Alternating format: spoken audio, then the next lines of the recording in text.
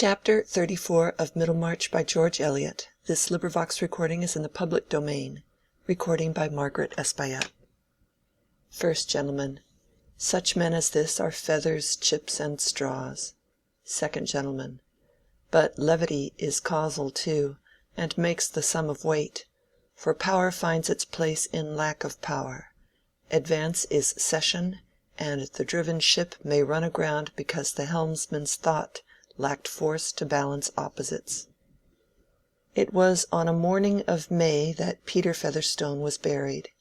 In the prosaic neighborhood of Middlemarch, May was not always warm and sunny, and on this particular morning a chill wind was blowing the blossoms from the surrounding gardens on to the green mounds of Lowick churchyard. Swiftly moving clouds only now and then allowed a gleam to light up any object, whether ugly or beautiful, that happened to stand within its golden shower. In the churchyard the objects were remarkably various, for there was a little country crowd waiting to see the funeral. The news had spread that it was going to be a big burying.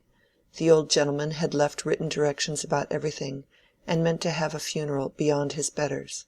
This was true, for old Featherstone had not been a harpagon whose passions had been all devoured by the ever-lean and ever-hungry passion of saving, and who would drive a bargain with his undertaker beforehand. He loved money, but he also loved to spend it in gratifying his peculiar tastes, and perhaps he loved it best of all as a means of making others feel his power more or less uncomfortably.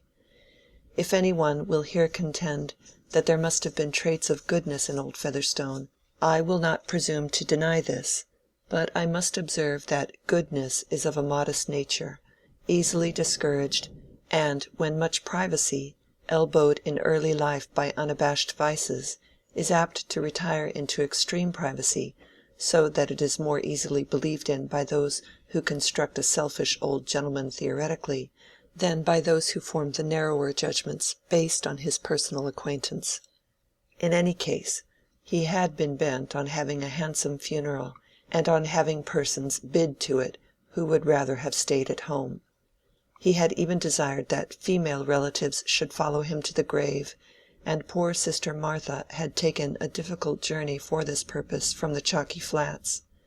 She and Jane would have been altogether cheered, in a tearful manner, by this sign that a brother who disliked seeing them while he was living had been prospectively fond of their presence when he should have become a testator, if the sign had not been made equivocal by being extended to Mrs. Vincy, whose expense in handsome crape seemed to imply the most presumptuous hopes, aggravated by a bloom of complexion which told pretty plainly that she was not a blood relation, but of that generally objectionable class called wife's kin. We are all of us imaginative in some form or other, for images are the brood of desire, and poor old Featherstone, who laughed much at the way in others cajoled themselves, did not escape the fellowship of illusion. In writing the program for his burial he certainly did not make clear to himself that his pleasure in the little drama of which it formed a part was confined to anticipation. In chuckling over the vexations he could inflict by the rigid clutch of his dead hand, he inevitably mingled his consciousness with that livid stagnant presence, and so far as he was preoccupied with a future life, it was with one of gratification inside his coffin. Thus old Featherstone was imaginative, after his fashion. However, the 3 mourning coaches were filled according to the written orders of the deceased.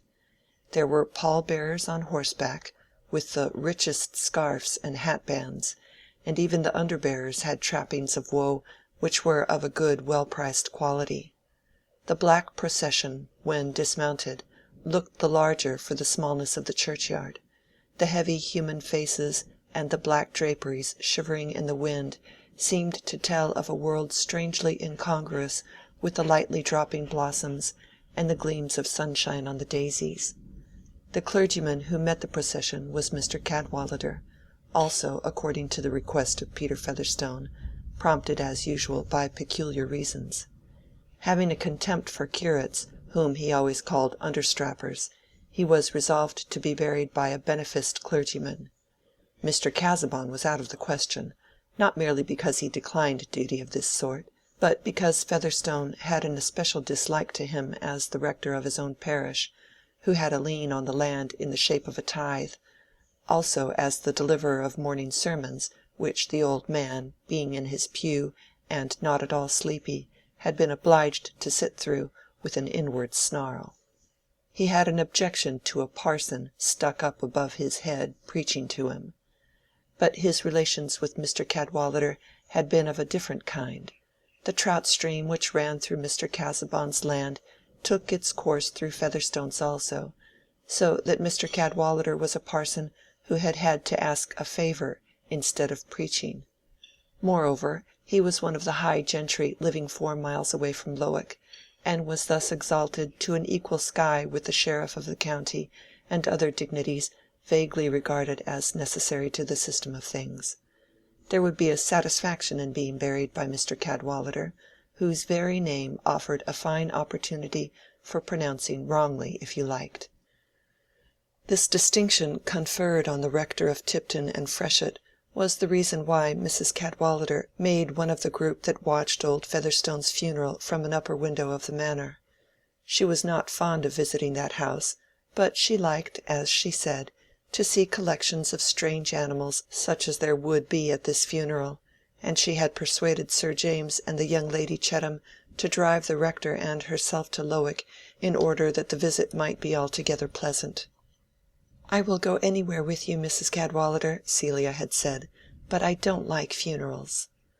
"Oh, my dear, when you have a clergyman in your family you must accommodate your tastes. I did that very early. When I married Humphrey I made up my mind to like sermons, and I set out by liking the end very much. That soon spread to the middle and the beginning, because I couldn't have the end without them." "No, to be sure not," said the Dowager Lady Chettam, with stately emphasis.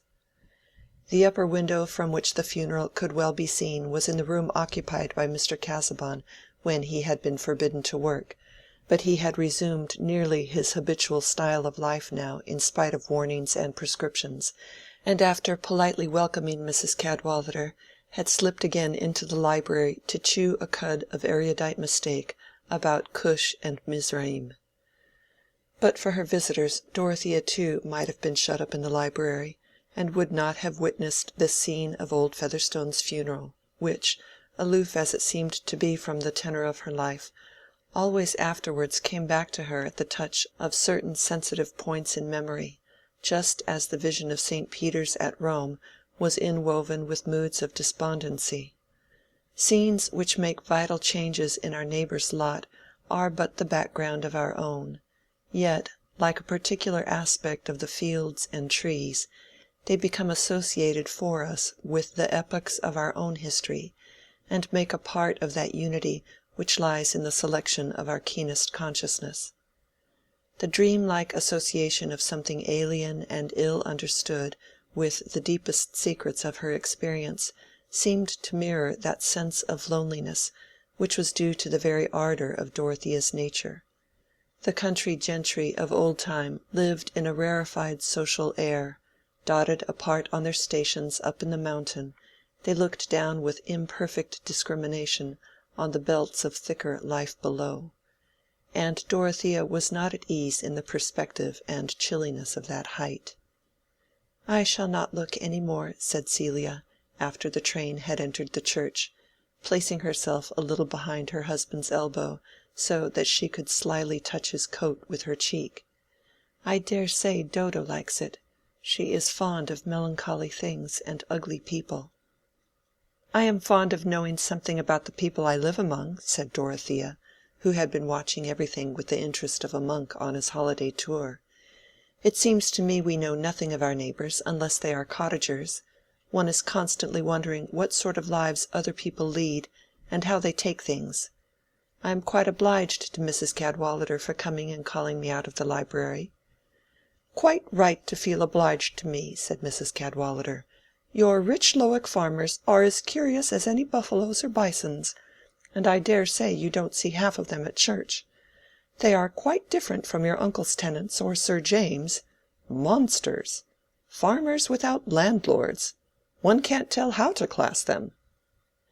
"Most of these followers are not Lowick people," said Sir James. "I suppose they are legatees from a distance, or from Middlemarch. Lovegood tells me the old fellow has left a good deal of money as well as land." "Think of that now, when so many younger sons can't dine at their own expense," said Mrs. Cadwallader. "Ah!" turning round at the sound of the opening door, "here is Mr. Brooke. I felt that we were incomplete here, and here is the explanation. You are come to see this odd funeral, of course?"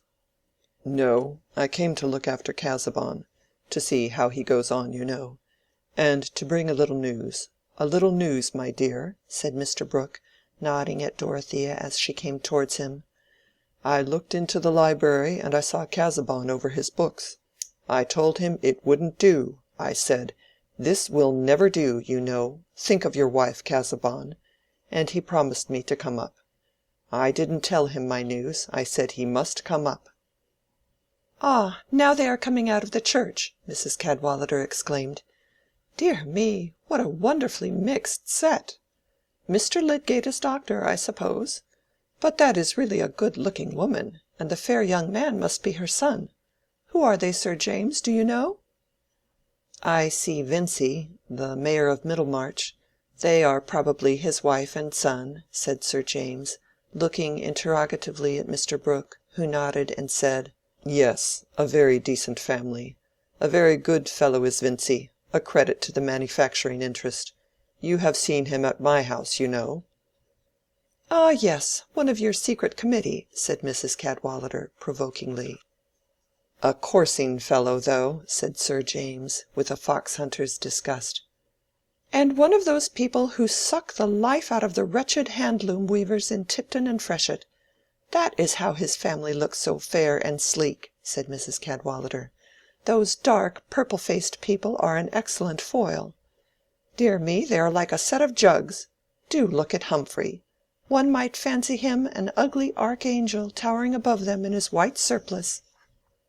"It's a solemn thing, though, a funeral," said Mr. Brooke, "if you take it in that light, you know." "But I am not taking it in that light. I can't wear my solemnity too often, else it will go to rags. It was time the old man died, and none of these people are sorry." "How piteous!" said Dorothea. "This funeral seems to me the most dismal thing I ever saw. It is a blot on the morning. I cannot bear to think that any one should die and leave no love behind." She was going to say more, but she saw her husband enter and seat himself a little in the background. The difference his presence made to her was not always a happy one. She felt that he often inwardly objected to her speech. "Positively," exclaimed Mrs. Cadwallader, "there is a new face come out from behind that broad man queerer than any of them. A little round head with bulging eyes. A sort of frog face. Do look! He must be of another blood, I think." "Let me see," said Celia, with awakened curiosity, standing behind Mrs. Cadwallader and leaning forward over her head. "Oh, what an odd face!" Then, with a quick change to another sort of surprised expression, she added, "Why, Dodo, you never told me that Mr. Ladislaw was come again." Dorothea felt a shock of alarm. Every one noticed her sudden paleness as she looked up immediately at her uncle, while Mr. Casaubon looked at her. "He came with me, you know. He is my guest. Puts up with me at the Grange," said Mr. Brooke, in his easiest tone, nodding at Dorothea, as if the announcement were just what she might have expected. "And we have brought the picture at the top of the carriage. I knew you would be pleased with the surprise, Casaubon. There you are to the very life, as Aquinas, you know. Quite the right sort of thing. And you will hear young Ladislaw talk about it. He talks uncommonly well, points out this, that, and the other, knows art and everything of that kind. Companionable, you know, is up with you in any track, what I've been wanting a long while." Mr. Casaubon bowed with cold politeness, mastering his irritation, but only so far as to be silent. He remembered Will's letter quite as well as Dorothea did. He had noticed that it was not among the letters which had been reserved for him on his recovery, and secretly concluding that Dorothea had sent word to Will not to come to Lowick, he had shrunk with proud sensitiveness from ever recurring to the subject. He now inferred that she had asked her uncle to invite Will to the Grange, and she felt it impossible at that moment to enter into any explanation. Mrs. Cadwallader's eyes, diverted from the churchyard, saw a good deal of dumb show which was not so intelligible to her as she could have desired, and could not repress the question, "Who is Mr. Ladislaw?" "A young relative of Mr. Casaubon's," said Sir James, promptly. His good nature often made him quick and clear-seeing in personal matters, and he had divined from Dorothea's glance at her husband that there was some alarm in her mind. "A very nice young fellow. Casaubon has done everything for him," explained Mr. Brooke. "He repays your expense in him, Casaubon," he went on, nodding encouragingly. "I hope he will stay with me a long while, and we shall make something of my documents. I have plenty of ideas and facts, you know, and I can see he is just the man to put them into shape. Remembers what the right quotations are, omne tulit punctum, and that sort of thing. Gives subjects a kind of turn. I invited him some time ago when you were ill, Casaubon. Dorothea said you couldn't have anybody in the house, you know, and she asked me to write." Poor Dorothea felt that every word of her uncle's was about as pleasant as a grain of sand in the eye to Mr. Casaubon. It would be altogether unfitting now to explain that she had not wished her uncle to invite Will Ladislaw. She could not in the least make clear to herself the reasons for her husband's dislike to his presence, a dislike painfully impressed on her by the scene in the library, but she felt the unbecomingness of saying anything that might convey a notion of it to others.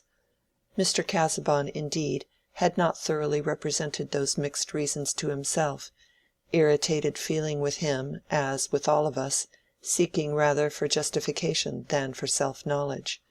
But he wished to repress outward signs, and only Dorothea could discern the changes in her husband's face before he observed with more of dignified bending and sing-song than usual, "You are exceedingly hospitable, my dear sir, and I owe you acknowledgments for exercising your hospitality towards a relative of mine."